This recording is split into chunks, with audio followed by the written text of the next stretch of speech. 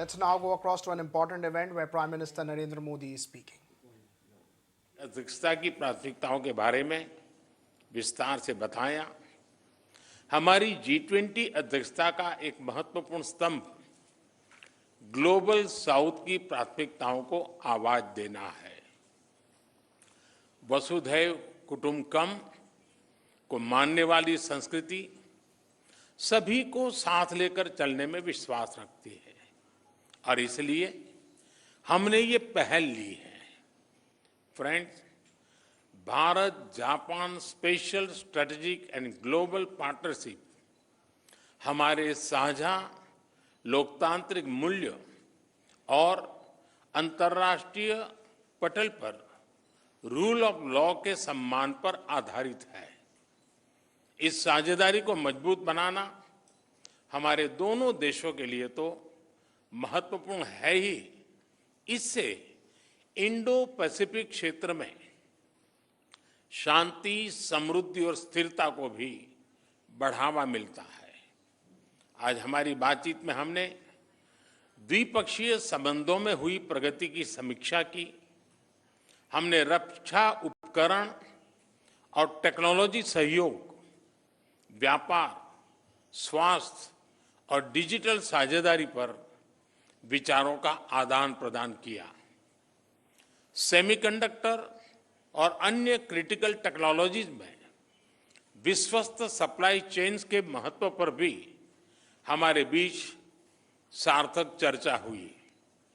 पिछले साल हमने अगले 5 वर्षों में भारत में 5 ट्रिलियन येन यानी 3,20,000 करोड़ रुपए के जापानी निवेश का लक्ष्य तय किया था। यह संतोष का विषय है कि इस दिशा में अच्छी प्रगति हुई है। 2019 में हमने India Japan industrial competitiveness partnership की स्थापना की थी।